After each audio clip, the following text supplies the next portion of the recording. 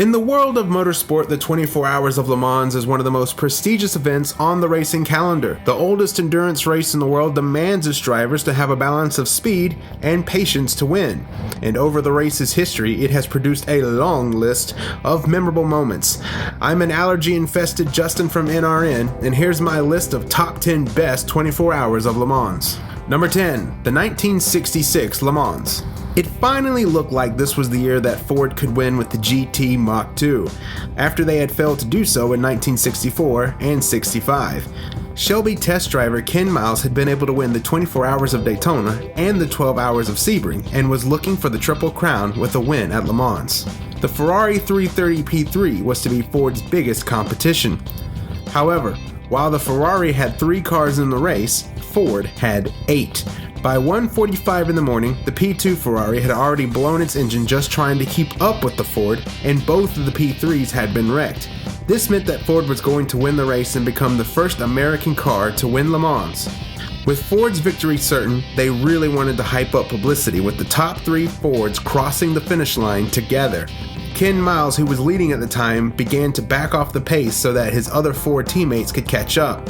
The Fords crossed the finish line at the same time, but the win is given to the number 2 car that was driven by Bruce McLaren and Chris Amon.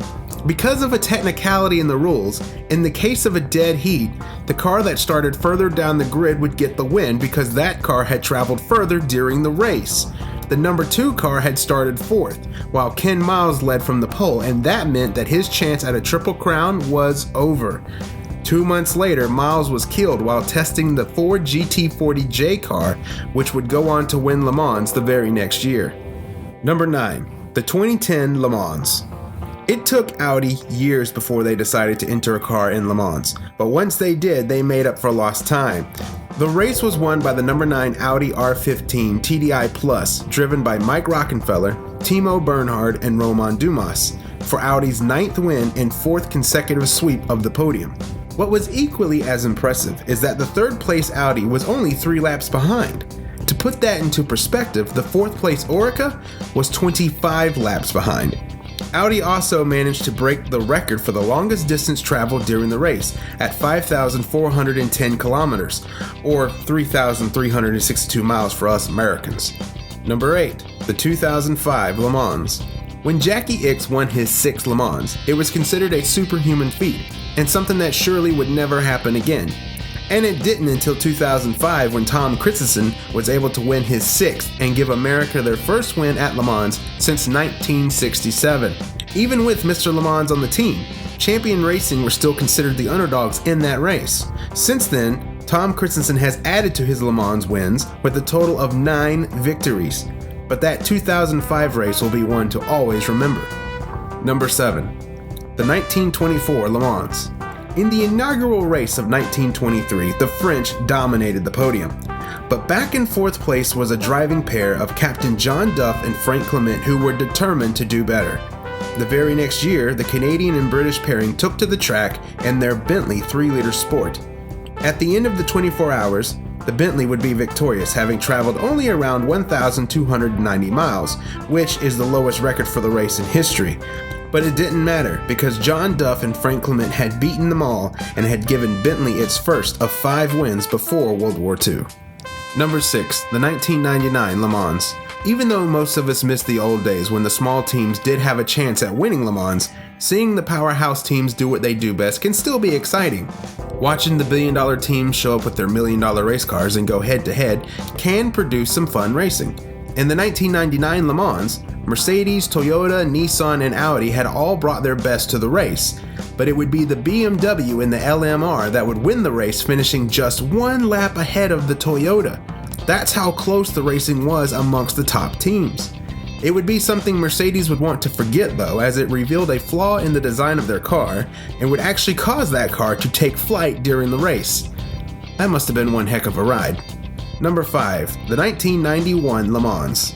If you haven't noticed, my favorite racing stories are the ones where the little guy shows up and is somehow able to topple Goliath. One of the best David and Goliath stories in racing is the 1991 Le Mans, when Japan entered the race with the Mazda 787 and its rotary engine. No one, and I mean no one, believed that the rotary engine would even stand a chance against the rest of the competition. Especially with a lineup featuring the likes of Mercedes, Jaguar, and Porsche, no one took Mazda very seriously. In fact, leading up to the race, everything seemed to be going absolutely wrong for Mazda.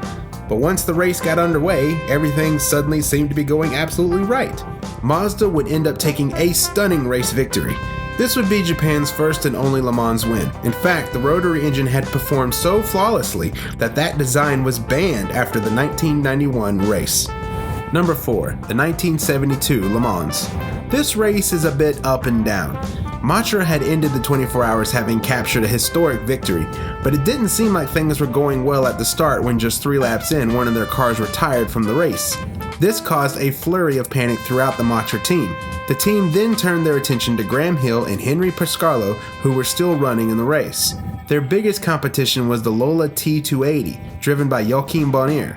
Going into the race, Bonnier was a favorite to win and was on pace to do so until tragedy struck in the early Sunday morning hours when his T280 collided with a Ferrari. Bonnier was sent over the barricade at Indianapolis Curve and to his death.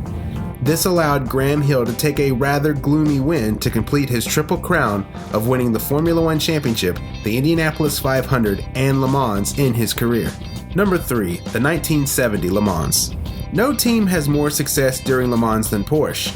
In fact, they won this year's Le Mans in the number 2 Porsche in the LMP1 class. With 19 victories at Le Mans for Porsche, it's hard to believe that their first win didn't come until 1970. Winning by a margin of only 5 laps, the win was a bit of a tearjerker. Just a year prior, John Wolfe was killed during the 1969 Le Mans driving the Porsche 917. This was mainly due to an aerodynamic instabilities in the car's design. But a year later, Porsche stood toasting on the top step of the podium, an honor they would enjoy 18 more times. Number 2, the 1995 Le Mans. Le Mans is one of, if not the most difficult races to win in the world. This is partly because everything has to be just right. You need world-class drivers for one, but you also need a fast and reliable car. In 1995, this was not the McLaren F1 GTR. It was considered a road car, and no one believed it would be able to keep up with the prototypes. However, once the rain began to fall, what it lacked in speed, it made up for in reliability. The poor conditions would open the door for McLaren to score their first and only win to date at Le Mans. I'm also a bit partial to this race because the McLaren is like my dream car, so cheers. Number 1, the 1969 Le Mans. This classic race isn't remembered for its finish as it is its start. In the old days, Le Mans had a very unique tradition for beginning the race. The drivers would line up across from their cars, and when the race began, the drivers would have to sprint towards their vehicles, hop in, buckle themselves, and head off. Obviously, this was dangerous. In fact, it's a tad stupid. To prove a point that this tradition was ridiculous, Jackie the Tortoise X walked slowly towards his car while the other drivers sped away. When Jackie finally reached his car and took off, he was dead last on the field. 24 hours later, Jackie in his Ford GT40 was crossing the finish line for the win. The very next year, the start of the race was changed to where the drivers would start the race already in their cars. This win was the first of 6 for Mr. Le Mans Jackie X.